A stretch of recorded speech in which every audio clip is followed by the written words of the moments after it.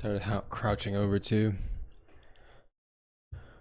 Today I want to make a video on images and perceivability.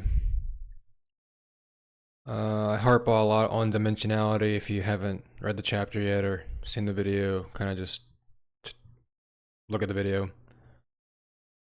I talk about the construction of the number line a little bit in those videos, and I kind of really just wanted to hash out what that meant, especially when I start getting into images and perceivability of those images.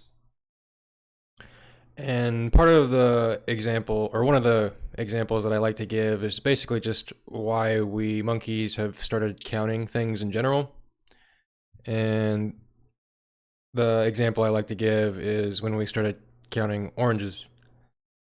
At a certain point, when we weren't just kind of more or less stabbing each other, trying to figure out how to live from moment to moment in anarchy, we did begin to gain a surplus of things, such as the food that we were gathering, hunting and gathering.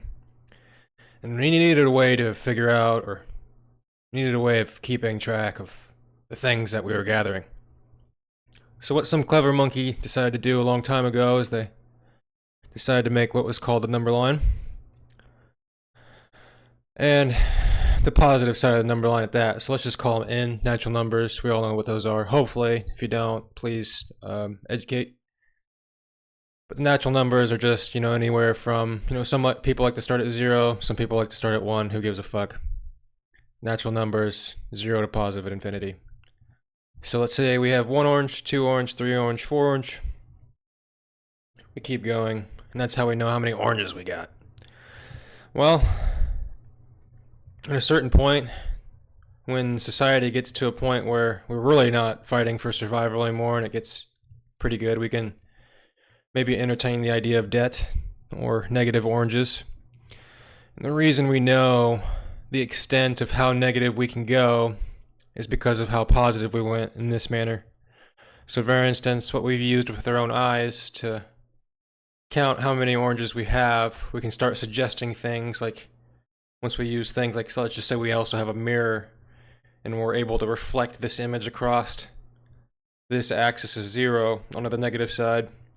And we can see quite, the possible reality of having the negative portion of what we're beginning to describe. So for instance, in the natural world, we start seeing things like up to 6 oranges, golden number of oranges.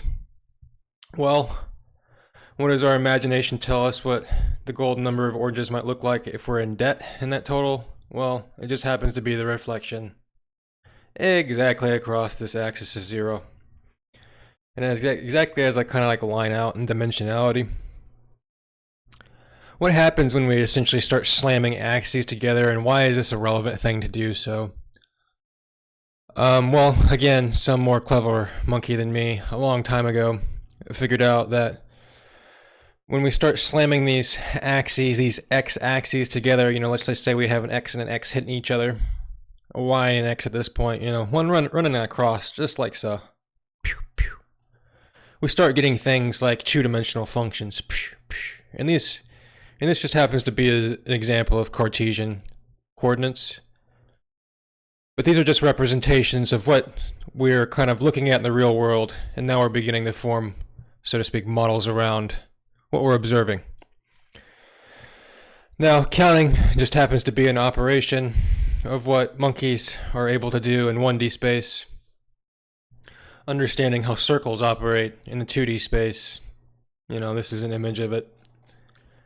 And then ultimately, finally understanding where we line up in the actual real world that we are. Now, the plane that our eyes are operating on, and the very plane that our ears and the rest of our senses are operating on, is in this dimension. And what a lot of people get worked up about is the relevant axes of control that they like to keep adding, myself included.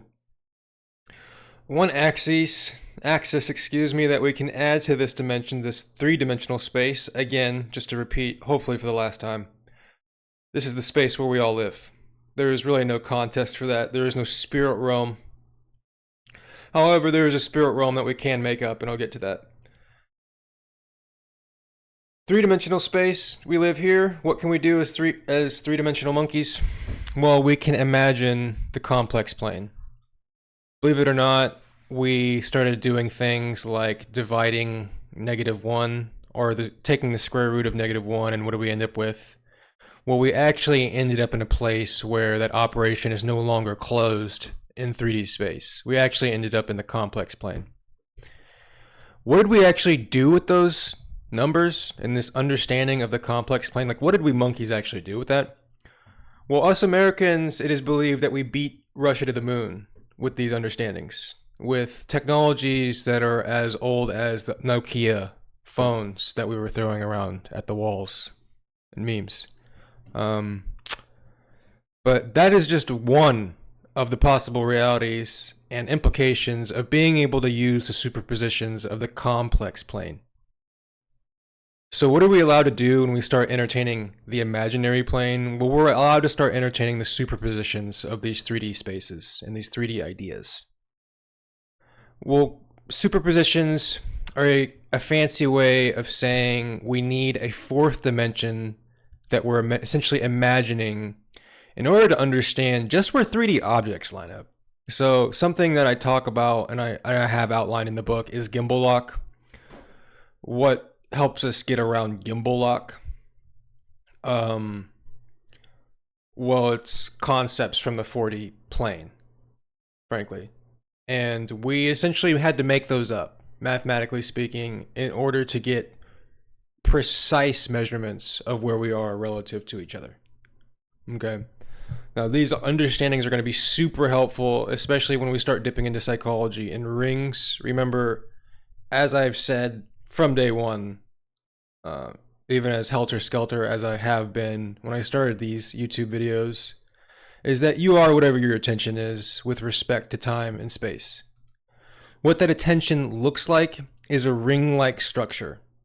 Literally a 2D ring.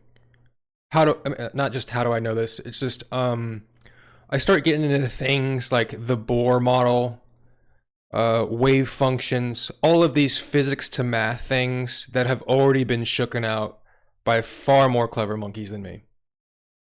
What I like to believe that I've done is I've established an actual mathematical relationship between a lot of psychology today and yesterday, and math. Again, what I am trying to convince the observer of is that at this point is that all your attention is with respect to space and time is an equivalency relationship between the inputs and outputs at any given moment with respect to space and time. Conceptually speaking, what does that look like? That looks like a ring.